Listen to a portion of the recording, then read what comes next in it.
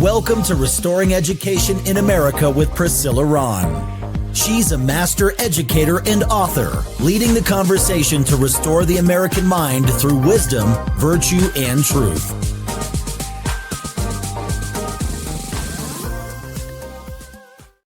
Well, hello, everybody. Welcome to Restoring Education in America. I'm your host, Priscilla Rahn, and I am so thrilled that you've decided to join the conversation today.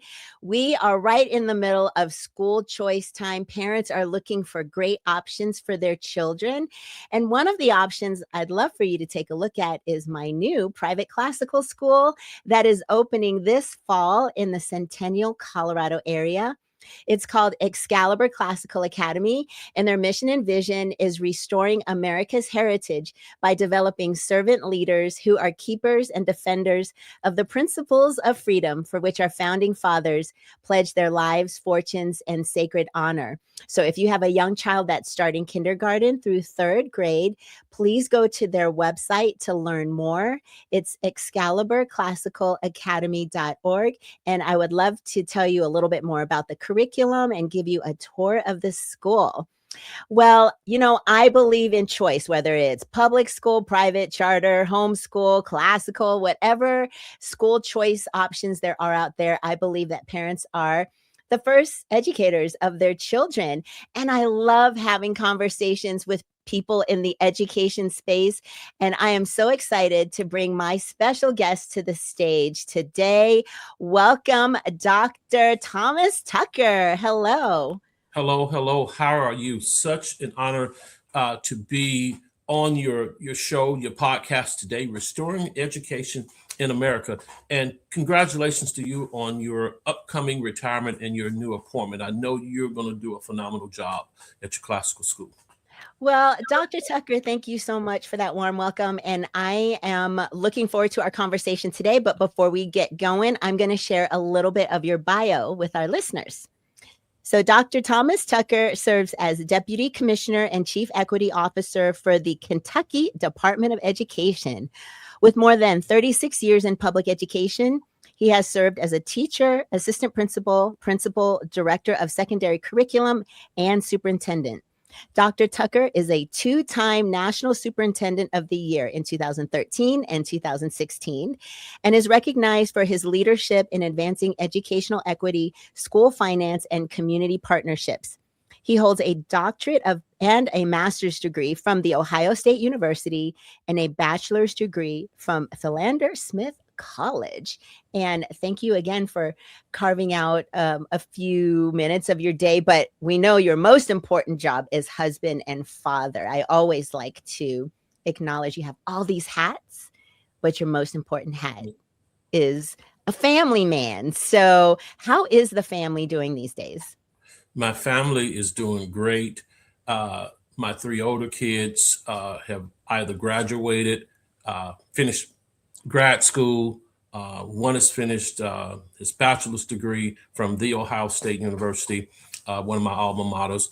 And my youngest daughter will be graduating from the University of Kentucky next month. And my baby boy will be graduating from high school and heading to Capital University locally in Columbus. So just extremely excited.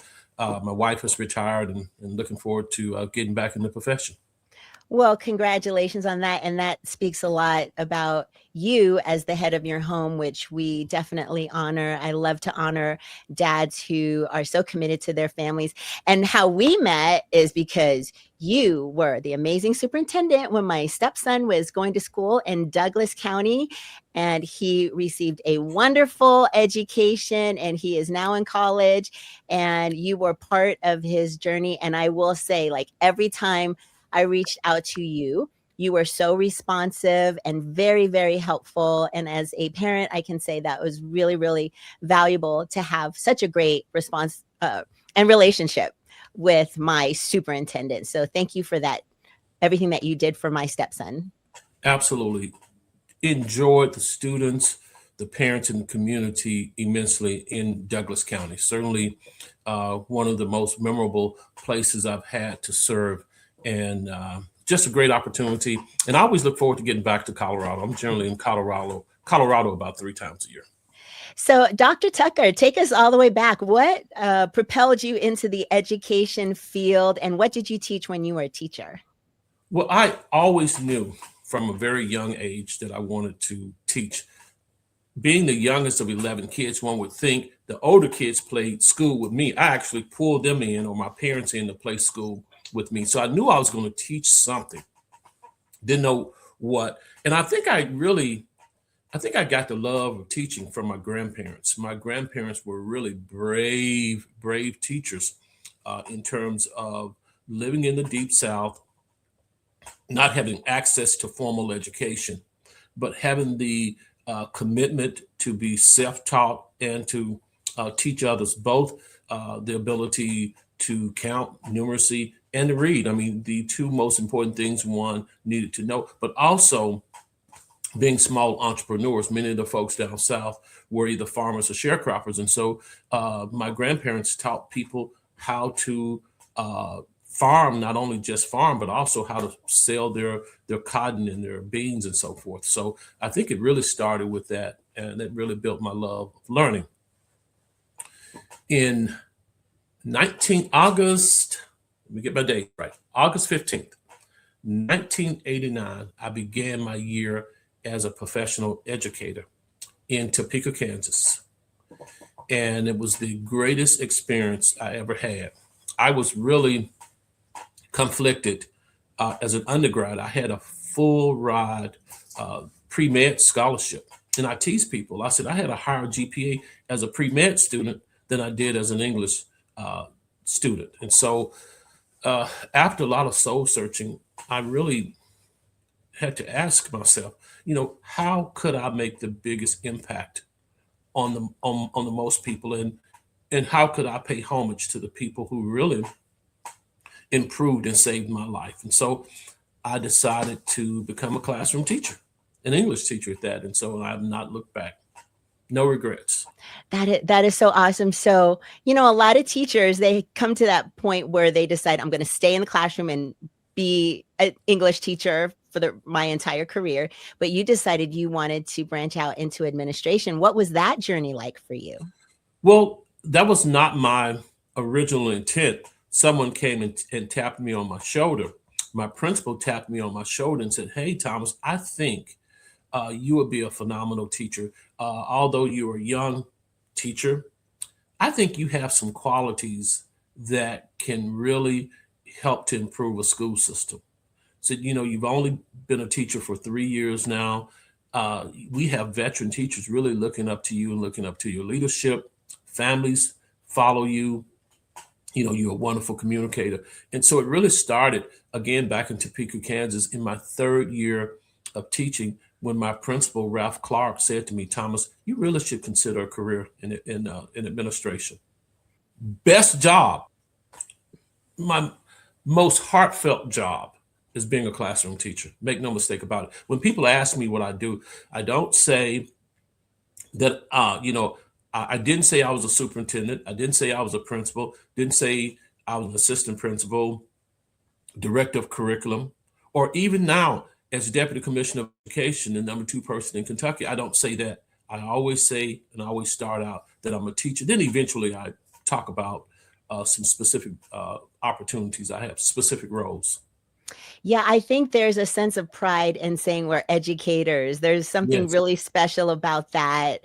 And I know when I stepped out of the classroom for a while to be a principal, and now I'm stepping back into that headmaster role Yes. this fall, it's like, I'm still an educator. I want people to know that I understand what it takes to be in the classroom and that day-to-day, the grind. It's so different. It's a different job. So what are some things you've learned as an administrator? Give me some advice, with all your wisdom going forward in this day and age. What advice would you give me? Well, Priscilla, after reading your book till the pages started falling apart, wow, what an inspiring book. It is an inspiring book for educators at different levels and in different roles. I don't know how much more I can give you, because probably some of the things I'll give you, you'll see that you really talked about them in your book. I think the 2 most important things: one, know why you entered this this wonderful, noble profession. And that was simple for me to improve and save lives. And every day as an educator, I want to say I help to improve and help to save lives of students and staff. Many times we forget that the importance of our staff, our teachers, our support staff, our classified staff. Those are the folks who stir the drink. Make no mistake, that's where the action happens, and that's probably why being in the classroom with you and being able to take on administrative roles are seamless for you, because you've been in the trenches and you know the importance of that. You know the impact that you make each day in the lives of students. And then the second thing is, what is it I stand for? What are some of those things that, okay, I'm willing to negotiate? And what are some of those things I am not willing to negotiate, even to the point I'm willing to get fired? It's my integrity. People can say a lot of great things about me. I'm sure there are a few that will say, I don't know. But I'll tell you one thing. Every person will say, this man lives and he walks with integrity. I will not do any harm to students and staff. I've never done any harm to students and staff. Just one. If it means walking away from a job, I'm willing to do that. And I think you give that challenge. I think there's a clarion call as well in your book, Restoring Education in America. Know what you stand for. And so I'm just really proud that you were able to highlight that in your book. And so that's how I walk in this profession. I know my why, and my great integrity is not for sale. No amount of money or role or anything. That is beautiful. I agree 100% that we need to understand our why. That's something we talk about a lot in education. It's like, why are you here? Because if you don't understand your why, you can get caught up in so many different things and get discouraged and get burnt out. And I know for me, that's the thing that gets me up every day are my students. Because of, like you said, we have children that come from all different life situations, especially in public education. We just love whoever comes to the door, and they come in, and you have this big responsibility to make them better humans, better thinkers, better learners, better citizens, better at everything that they can become, and to pursue, in my mind, the American dream. Like, what is it that you're passionate about, and how can I mentor you to obtaining that dream? And that is so true, regardless of their background, regardless of their ethnic background, regardless of their religious background, and regardless of their social economic status. Something, again, that you did a masterful job of pointing out in your wonderful book. Well, thank you. Now, I know we've talked online, and you had some comments that you want to share. I have so much respect for you, Dr. Tucker, and you have accomplished so many amazing things. And so I would love your feedback, anything you wanted to highlight. I am a voracious reader. I'm well-read, and I don't say that to pat myself on the back, because I want to know and learn as much as I can. I think each day is an opportunity to learn. When I look at your highly effective book, it really touches my heart. It warms my heart. Not all because I know you, but the content of it and the lenses for which you're able to write. I can hear your passion. So let's get back to the lenses. One can look at your book as an educator at any level,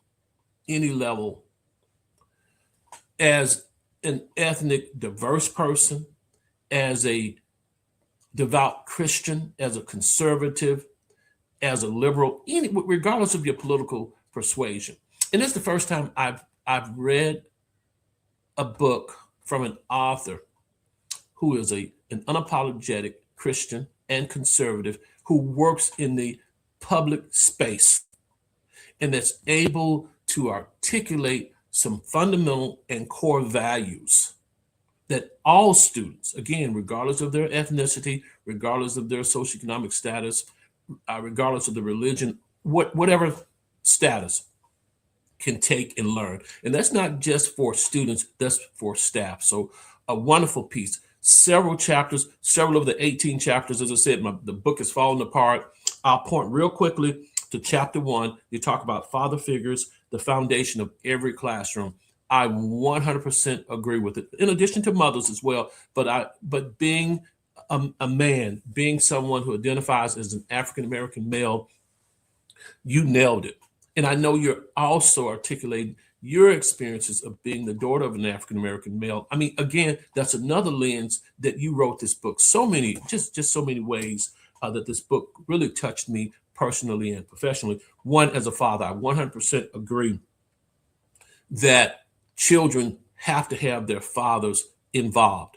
And I'm going to be biased, especially in the Black community. We have to be involved in our children. But I also want to point out that in a CDC study and other studies, it shows that Black fathers are highly involved in their children's lives, whether they're residents or non-resident, meaning they live in a home or not, regardless, again, of their residential status. They're more involved than any other male ethnic group.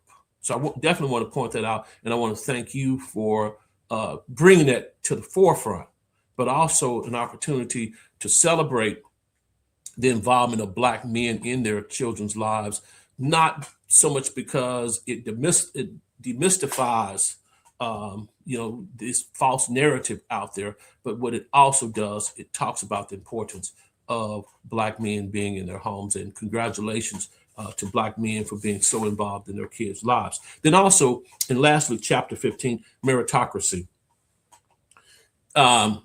Thank you for really helping our kids or giving teachers strategies to help kids understand meritocracy. Things should not be given to kids. They should be involved in collective struggle. Make no mistake about it. And we need to, as you talk about the hidden curriculum, I think meritocracy is part of that hidden curriculum. But given our current political climate, we have to help kids understand whether they're wealthy or they come from backgrounds that are challenged financially, what meritocracy really means. And sometimes, and not be afraid to say, sometimes the educated and the wealthy have a leg up in it, and that children from tough backgrounds or children from tough backgrounds from certain ethnicities need to understand meritocracy. And we as educators need to understand it's not just for them to go out and understand it. It is our job to teach them and teach them about the challenges to it as well. Very good. Dr. Tucker. See, I knew having you on, I was going to get educated and encouraged today. And You're educating me. Again, I'm blown away. The best education piece I've read in the last 10 years. Well, thank you. And I have to say, because I'm a music educator, I am not a literacy, English teacher, although I did love my English teachers. And I was sitting on these concepts because after 3 decades, right? I'm thinking, why can't we figure this out in education? Why do we still have this education gap? Why do we still have an economic gap? Like, what aren't we figuring out? And I just felt like there were some little things that we had gotten away from in public education that I felt like if we could get back to some of these practices, we could help turn this Titanic. And I hesitated on whether or not to write the book at all because I thought I'd be judged. I don't have a PhD. I'm not associated with some big education company. And so that was going through my mind. And then I thought, no, Priscilla, what would you say to one of your students who had an idea and a thought? You would say, you should go for it. Like, do it. If it's in you to write and you have this concept, you should go for it. And I thought, well, people write books all the time. You go on Amazon and people self-publish. Priscilla, you can figure it out. And I did pitch my book to a publisher. And I don't know if I've told anybody this publicly, but They're a great publisher, but they wanted to charge me like $60,000 Yes, that's the to going fee. publish, and it would take 8 to 12 months. And I thought, first of all, I don't have that money tree in the backyard.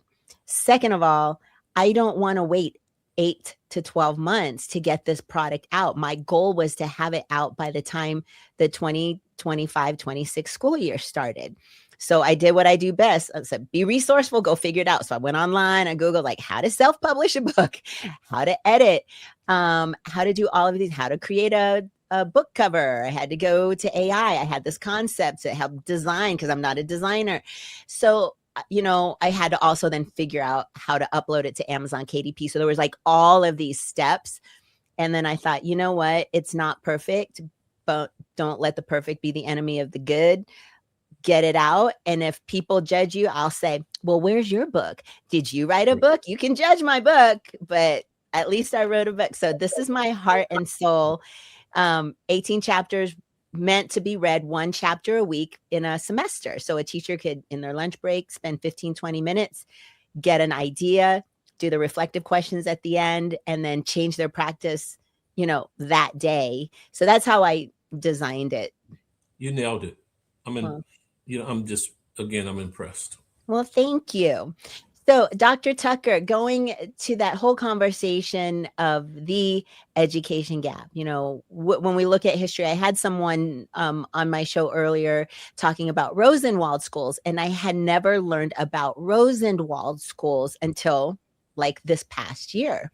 I did a little more research, found out my dad went to a Rosenwald school in Kingstree, South Carolina. And for my listeners who don't know what a Rosenwald school is, there's a gentleman named Mr. Rosenwald who was the CEO and president of Sears Roebuck, got together with Booker T. Washington, and they built about 5,000 Rosenwald schools across the South where Black children can go to after slaves were emancipated. The beautiful thing about the Rosenwald schools was, even though Rosenwald wanted to pay for 100% of the schools, Booker T. Washington said, oh no, I think that's a bad idea. I think you should let us have some skin in the game, let the communities put some money into it, and we will physically build the schools. And there was so much buy-in, and so many children were successful. And then we look at what was intended to be a good thing in the 60s, and integration of Black children into white schools. And then we started seeing a decline. A lot of the Black folks I know in education who were in that cusp where they were going to a neighborhood school and then they were forced or bused into a different school where they stopped loving the school. They said they had bad experiences. There were kids and teachers who didn't want them there. And so we started seeing this decline. But I want this show to be hopeful in your mind where you sit. What do you think it will take for us to get back to where kids in the Black community love going to school, they're learning, they're achieving? What can we do? Well, first and foremost, I will say that all educators, especially our teachers, are better trained now than they've ever been in the history of public education.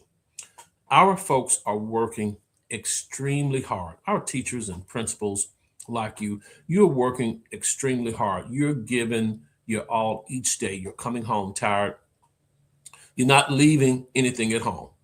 And although our public school population is dropping across the country for various reasons, like lower birth rates and so on and so forth, parents are not keeping their best kids at home and putting them in closets and sending out their least desirable kids. Parents are sending each child that they have to our public schools, and our folks are working extremely hard.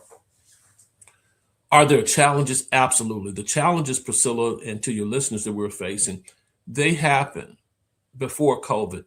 And I had the pleasure, and most folks don't say, I had the pleasure of being in Douglas County right at the very start of COVID. And because we had a singular focus in 2019, we had just come off the passage, the community had come across and just crossed the line in passing an operating levy and a bond, which had not been done, I think, for 14 years. We were unified. All of our differences came to supporting that. And so when COVID hit, initially, we were on the same page. We were able to pivot. In fact, the national magazine highlighted how quickly Douglas County School District was able to make that adjustment. So I start first and foremost with what needs to happen. We need to have a unified focus, and that focus has to be on children.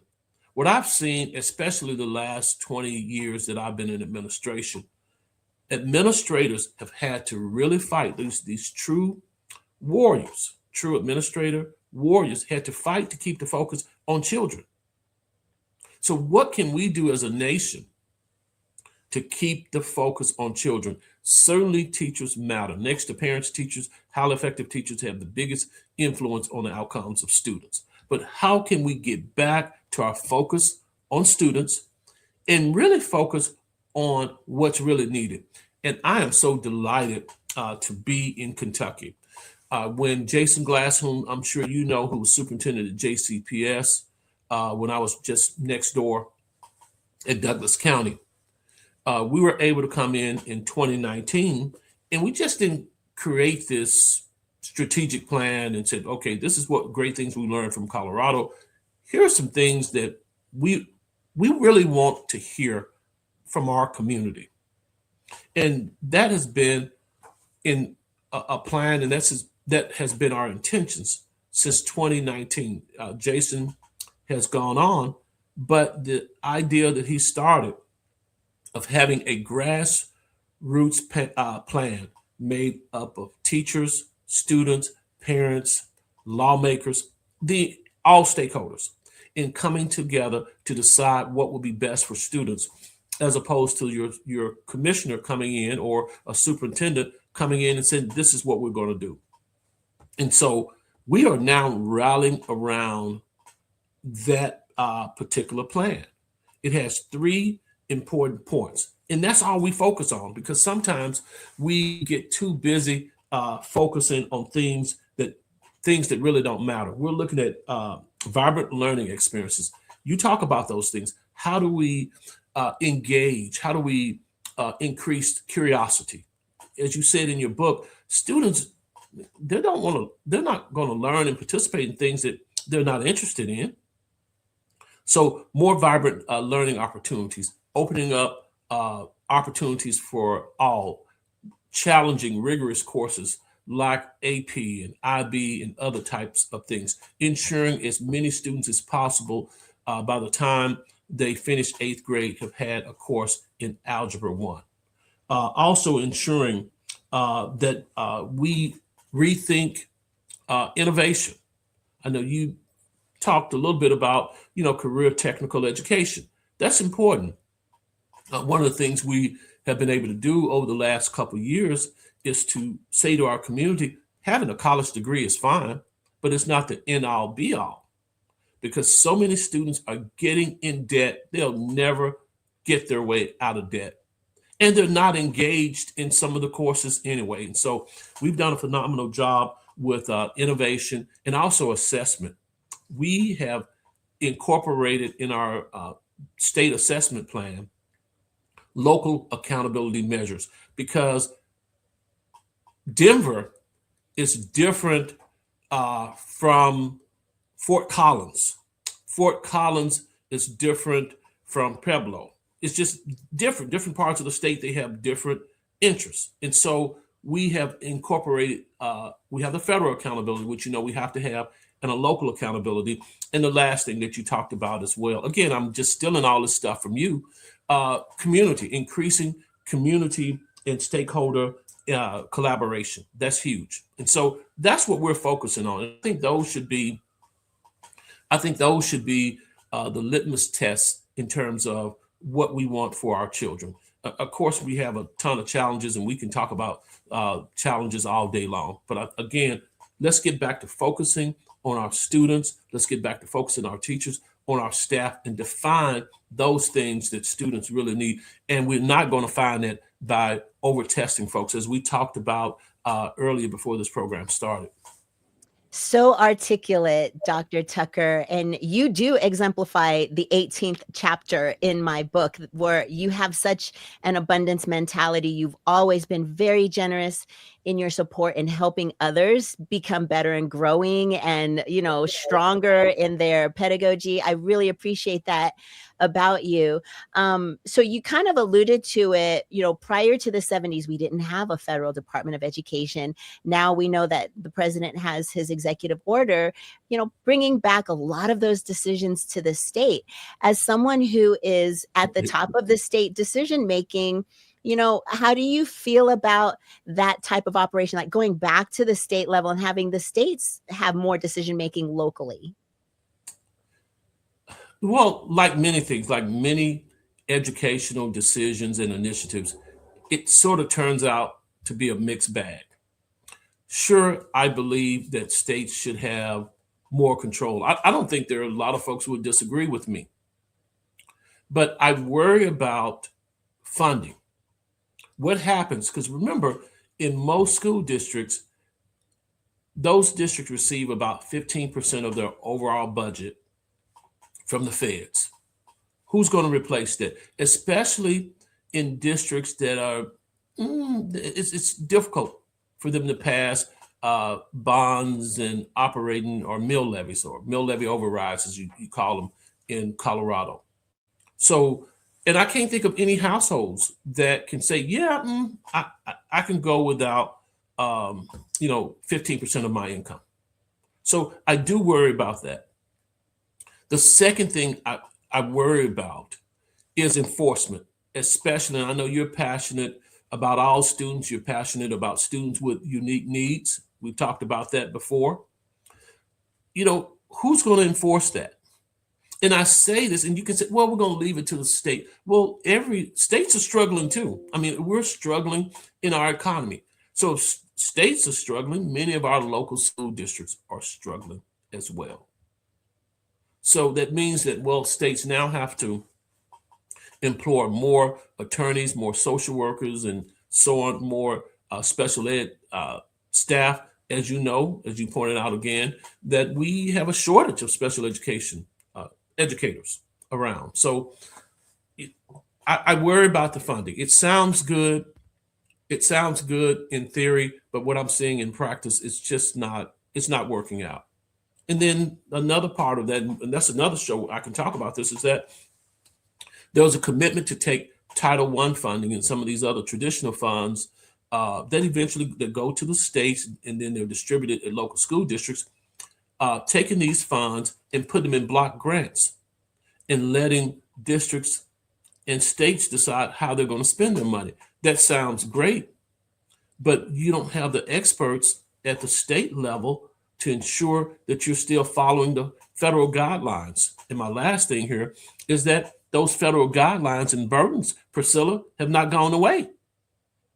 You still have the reporting requirements. You still have the testing requirements. Okay. No Child Left Behind has not gone away. ESSA, which is now ESSA, the Every Student Succeed Act, it's not gone away. You still have the same requirements. So if you're going to take the funding away, then you need to loosen up or release those requirements. Or send that money back to the states. But I think and the money, beautifully said, and the money has not gone back to the states. There have been, again, I don't want to be critical because there are some powerful things that states and districts can use, but they need the funding. And we do need to ensure that there are oversights in place. Well, Dr. Tucker, I think those are legitimate concerns and questions that, the federal Department of Education needs to answer and address. And I believe like those are legitimate concerns. And the secretary, I know this type of thing takes time. Obviously, it takes an act of Congress to totally shut down the Department of Education. And I don't know if that's actually going to happen. I know that there's been shifting of departments, but it's a shell of the 2/3 of the staff are gone. And there are 9 what we call interagency agreements, where many of the functions that took place in the Department of Education have been farmed out to other departments to staff members there that don't have the expertise, don't have the history of dealing with educational matters. So those are things that we need to keep in mind. Yeah, definitely. Great topics of conversation, obviously legitimate concerns, and obviously people higher in our than our pay grade that are making these decisions. But I hope that they're listening to this feedback so that we can ensure that children are receiving the very best education that they possibly can receive. And yes, things have changed. I'm seeing more students on IEPs, more students needing social emotional supports. A lot has changed. I think we need to get rid of technology and cell phones. That's my opinion. I think that would help. But, this is why I've become more of a proponent of school choice for parents and really just removing as many barriers from parents. If they love their neighborhood school, great. If they're like, this school is not meeting the needs of my child, then we should be able to offer children, when you say children first and helping kids, that like our why.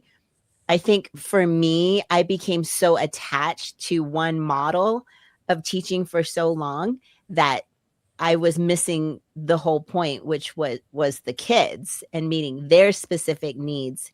And it's not an easy, problem to solve, but we need to make sure parents know that they're empowered to make Absolutely. a choice. And what you just talked about, you have to be fearless, and you have to be almost willing to lose your job to fight for choice for children.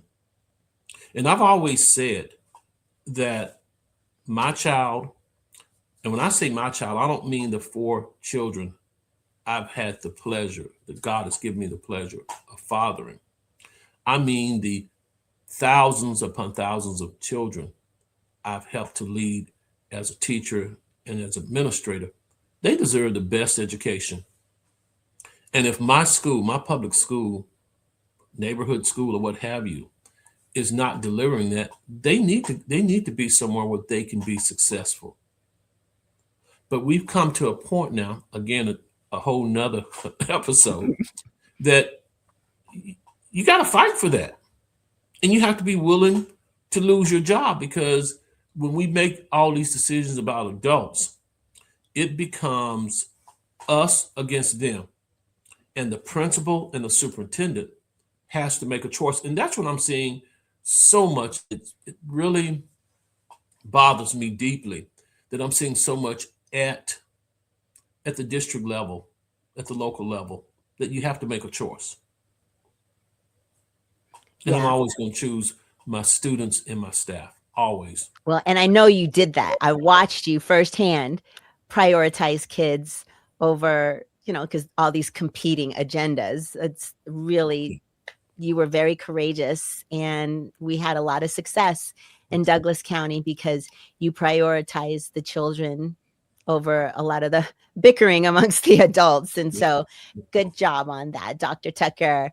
Well, we are so beyond our time. We've got to land our plane, Dr. Tucker, but I have thoroughly enjoyed talking with you and learning from you. We'll have to have you back on again. Absolutely. I look forward to it. And continue, Priscilla. I say to you, good luck in your next calling. As you said, this is a calling. I know you're going to do wonderful, and keep a good balance in your life. It is so difficult. And remember your why. Keep God first as you do. We just wrapped up Lenten season and just celebrated Easter. And I'm so renewed about keeping balance in my life. You think about your family, but also your religion. And then give back. Another thing, I'm telling you a whole book. So folks who haven't read the book, I've given you all 18 chapters. Keeping balance in your life and giving back. I want to lastly thank you for your support as I am working to pay it forward. I shouldn't say give back, pay it forward. Back in my small hamlet in Arkansas, the birthplace of Sister Rosetta Tharpe, and the initiative we have there to erect a statue and plaza in her honor. And again, thanks for your support. Being a musician as well as your husband, thank you all for your support.